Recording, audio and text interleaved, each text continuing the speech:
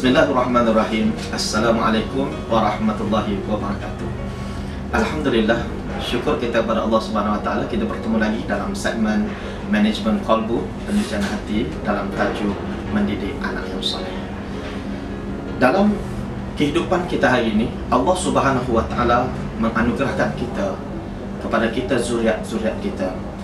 Setiap ibu dan ayah yang melahirkan zuriat ini, yang mengimpikan ingin melihat anaknya menjadi anak-anak yang soleh, sebagaimana doa yang digalakkan oleh Allah Subhanahu Wa Taala, yang dianjurkan oleh Rasulullah sallallahu alaihi wasallam kepada kita, Rabbana hab lana min azwajina wa dzurriyyatina qurrata a'yun waj'alna lil muttaqina imama.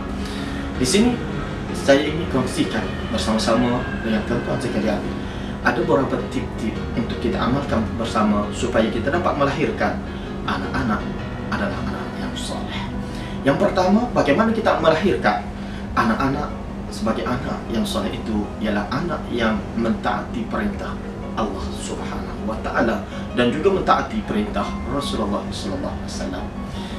Untuk mentaati Allah Subhanahu Wa Taala, kita mesti membimbing, kita mesti mendidik anak-anak kita tentang ilmu tauhid ataupun ilmu makrifat mengenal Allah Subhanahu Wa Taala, supaya kehidupan anak kita dijaga dan dibelai dalam keadaan makrifat.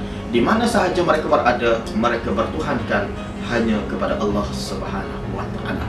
Kehidupan anak kita dijaga dan kehidupan anak kita dipelihara dalam keadaan ia mentaati perintah Allah, dalam keadaan mereka berjaga, dalam keadaan mereka tidur, dalam keadaan mereka bermain dan beriadah, dan pelbagai keadaan mereka. Mereka meyakini Allah sentiasa bersama mereka. Begitu juga kita nak melahirkan anak kita sentiasa mentaati perintah Rasulullah.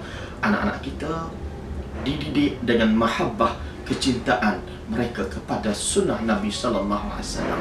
Walaupun kita dan anak kita tidak pernah menatapi wajah Rasulullah, tidak pernah melihat Rasulullah, tidak pernah mencium bau Rasulullah, akan tetapi kalau kita melazimi anak kita tentang cerita dan kehidupan bagaimana Rasulullah SAW mengharungi rintangan hidup untuk menjadi seorang murabbi dan juga menjadi Rasul yang begitu kental menghadapi ujian dan kerenah manusia.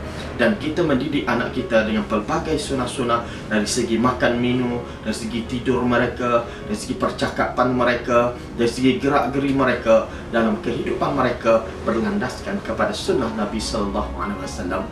Dan tip yang kedua, tuan-tuan yang dirahmati Allah Subhanahu Wa Taala, ialah bagaimana kita nak melahirkan anak-anak kita, anak-anak yang sentiasa mentaati kepada kedua ibu bapa mereka.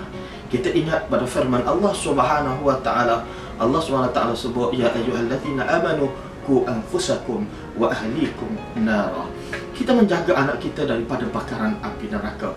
Oleh kerana kita sayang, kita kasih, kita cinta, kita jaga anak kita untuk jauhkan mereka daripada api neraka, maka kita harus menjaga mereka untuk mentaati kepada kedua ibu bapa.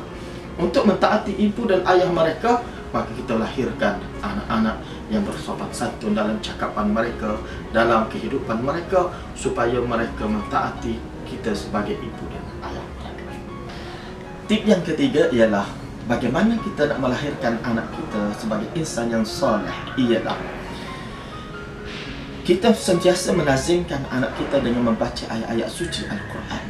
Setidak-tidaknya setiap pagi, setiap petang dan mau tidur, mestilah kita membaca ayat-ayat Al-Quran Al-Karim dan juga hadis-hadis Nabi sallallahu alaihi wasallam.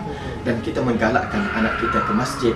Begitu juga kita menggalakkan anak-anak kita sentiasa bersama dengan para ulama, para orang alim, dan juga orang-orang yang sentiasa mendidik diri dia untuk mendekatkan diri kepada Allah Subhanahu Wa Taala.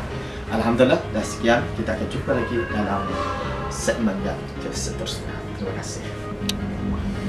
Alhamdulillah, dan insyaAllah kita akan jumpa lagi dalam segmen yang akan datang dan segmen lain. InsyaAllah, salaman for